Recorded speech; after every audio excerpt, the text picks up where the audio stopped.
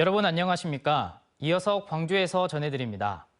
광주시 소각장 후보지로 모두 6곳이 신청됐습니다. 2030년 운영을 시작하려면 내년까지 소각장 입지를 결정해야 하는데요. 며칠 안으로 후보지가 추려지고 후보지 행정동이 발표될 예정입니다. 김초롱 기자가 향후 일정을 설명해드립니다. 광주시 소각장 후보지로 신청된 곳은 광산구 4곳과 서구 1곳, 남구 1곳 등 모두 6곳입니다. 광주시는 이들 후보지를 대상으로 개발 제한구역 포함 여부나 주민 동의 등 적합성을 재검토하고 있습니다. 여기에 계획보다 일주일가량 시간이 더 걸린 것으로 볼 때 모든 후보지가 응모 요건을 명확히 충족하진 않은 것으로 추정됩니다.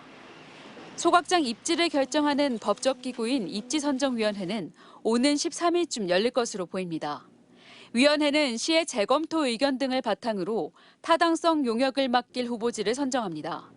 부적합한 후보지는 제외될 수 있어 선택지는 더 좁혀질 수 있습니다. 이후 며칠 안으로 해당 후보지가 행정동 수준까지 공개됩니다.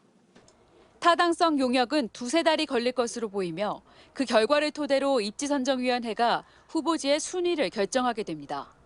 1순위 후보지는 그 후 7개월간 영산강유역 환경청의 전략환경 영향평가를 받게 됩니다. 이때 해당 지역 주민들을 대상으로 설명회가 열리는데 적지 않은 진통이 예상됩니다.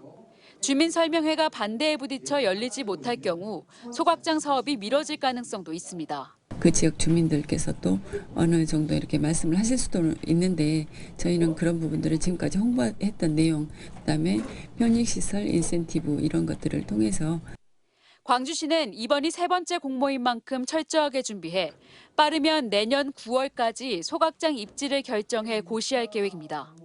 MBC 뉴스 김초롱입니다. 더불어민주당이 김건희 특검법 관철을 위한 1,000만인 서명에 돌입한 가운데 광주와 전남에서도 서명운동이 시작됐습니다. 민주당 광주시당은 오늘 5.18 민주광장에서 김건희 윤석열 국정농단 규탄과 특검 촉구 서명운동 발대식을 갖고 지역위원회별로 천막당사와 부스를 설치해 서명운동을 시작한다고 밝혔습니다. 민주당 전남도당도 어제 목포 평화광장에서 국정농단 규탄과 김건희 특검법 관철을 위한 서명운동 돌입을 선언했습니다. 기부와 봉사로 사람과 자연이 함께 사는 세상을 만들어가는 아름다운 가게 순천중앙점이 올해 20주년을 맞았습니다. 200만 개의 기증물품으로 발생한 수익금과 기부금이 우리 곁 어려운 이웃을 위해 쓰였습니다. 유민호 기자입니다. 빼곡하게 걸린 옷과 다양한 생활 잡화까지 순천 중앙동에 자리한 아름다운 가게입니다. 저렴한 가격표가 붙은 물건들 모두 지역에서 기증받은 겁니다. 서민들이 여기 와서 저렴하게 구매하고 할 수 있는 그런 행복한 장소인데 이 가게가 좀 더 번창하고 기증과 구매 봉사로 맞이한 20년. 매일 가득 쌓인 옷가지를 정리하고 무거운 짐을 나르는 자원활동가 덕이 컸습니다. 총 1,288명이 15만 시간을 함께했습니다.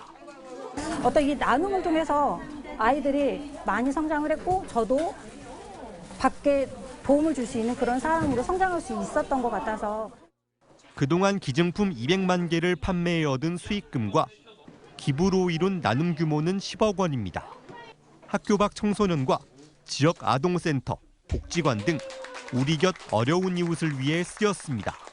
재사용과 순환, 그물코 정말 우리가 감동을 함께 이루기에 필요한 말들을 나누고 있는 곳이 아름다운 가게입니다. 순천을 비롯해 전국의 아름다운 가게에서 재사용과 순환을 통한 삶의 변화를 만들어가고 있습니다. MBC 뉴스 유민호입니다. 광주시가 답보 상태에 머물러 있는 공항 이전에 대한 해법을 찾기 위해 여론조사를 실시합니다. 광주시는 이달 말 전문기관에 의뢰해 광주 민간 군공항 무한 통합 이전에 대한 무안군민들의 찬성 반대 의견을 조사할 예정입니다.